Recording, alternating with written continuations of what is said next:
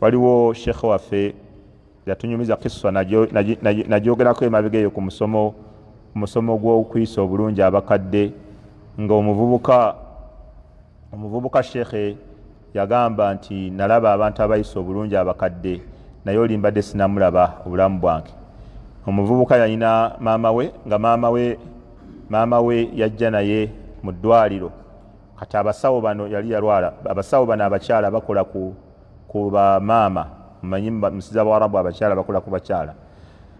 Kati omukyala omusawo agenda okulaba omuvubuka alina kimaaga ekitambaala ng'omukadde akijjako ku mutwe bw'ati ng'akisuulayo eri ng'omuvubuka akijjayo ng'akyezzaako ng'amusikawo ati ng'amuwandulira amalusu ng'omuvubuka ajja akatambaala nga yeesimuula ng'addamu ng'abeera bw'atyo mu mbeera ne maama we.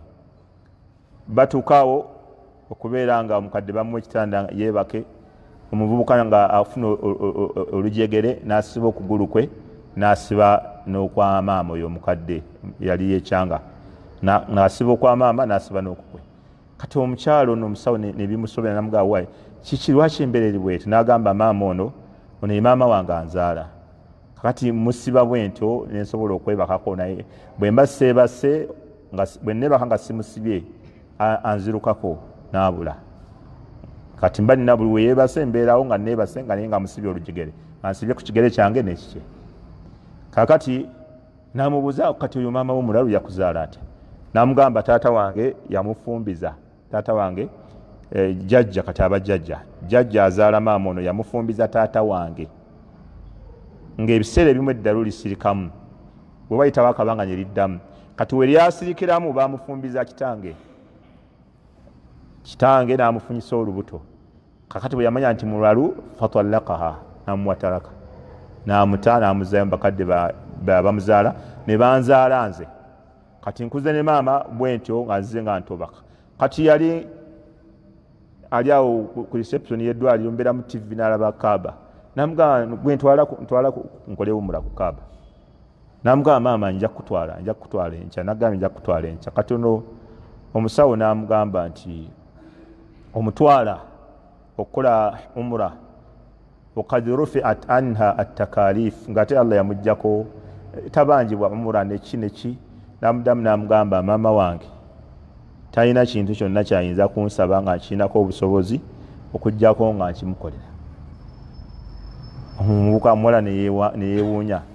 Kati namubuuza ekibuuzo ekisembayo hal taarifu bi annaka waladullah. Namubuuza nti omukyalo oyo amanyi nti gwe oli mwana we, akimanyi nti gw'omuzaala? N'amugamba tamanyi nti nze muzaala, walakinna Allah ya'lamu bi annaha ummi. Fabakat at-tabiba. N'amugamba la tadri dhalika, oyo tamanyi nti yanzaala, walakinna Allah, naye Allah akimanyi bulungi nti oyo ye maama wange. Kati ate nze Allah yeyandagira okulongoosa eri maama. Omusawo n'akaaba n'agamba laqad sami'tu anil birri, bulijjo mpulira kye bayita kuyisa bulungi bakadde, fama ra'aytu mithla hadha ashab. Naye sirabanga muntu ayisa bulungi bakadde ng'ono muvubuka. Bulijjo nkiwulira buwulizi bayita okuyisa obulungi abakadde naye sirabanga akiteeka mu nkola yenkana ono.